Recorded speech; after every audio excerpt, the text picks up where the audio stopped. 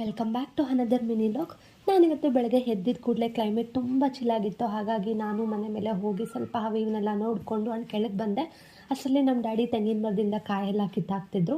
ಅದನ್ನು ಸ್ವಲ್ಪ ಅದು ನೋಡಿಕೊಂಡು ಹೊಳಗೆ ಬಂದು ತಿಂಡಿ ಮಾಡಿ ಅದಾದ ನಂತರ ನಾನು ಮನೆ ಕೆಲಸ ಎಲ್ಲ ಮುಗಿಸಿ ಸ್ನಾನ ಮಾಡಿ ಪೂಜೆ ಎಲ್ಲ ಆಯಿತು.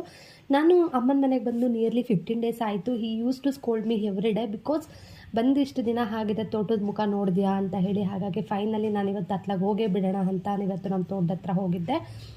ಇವತ್ತು ಸ್ವಲ್ಪ ಚಿಲ್ಲಾಗಿತ್ತು, ಮೋಡ ಎಲ್ಲ ಇತ್ತು, ತುಂಬಾ ಚೆನ್ನಾಗಿತ್ತು ವೆದರ್ ಎಲ್ಲ ನೋಡೋದಕ್ಕೆ. ಹೋಗಿ ಅದನ್ನೆಲ್ಲ ನೋಡಿಕೊಂಡು ಆ್ಯಂಡ್ ಹಾಗೇ ನಮ್ಮ ತೋಟದಲ್ಲಿ ಈ ಥರ ಜೋಳ ಎಲ್ಲ ಹಾಕಿದ್ವಿ ನಾವು. ಒಂದು 2-3 ಜೋಳನ ಕಿತ್ಕೊಂಡು ಹಾಗೆ ಹೋಗ್ತಾ ನಮ್ಮ ದೊಡ್ಡಮ್ಮನ ಮನೆ ಹತ್ರ ಬೆಂಕಿ ಹಾಕಿಸ್ಕೊಂಡು ಅಲ್ಲಿ ಜೋಳನ ಸುಟ್ಕೊಂಡು ತಿಂದ್ಕೊಂಡು ಆ್ಯಂಡ್ ಮನೆಗೆ ಬಂದಾದ ನಂತರ ನಿನ್ನೆ ಲೆಫ್ಟ್ ಓವರ್ ಇದ್ಕಿಂಬೇಳೆ ಸಾರು ಪೂರಿ ಇತ್ತು, ಅದನ್ನು ಮಾಡಿಕೊಂಡು ಊಟ ಮಾಡಿದೆ.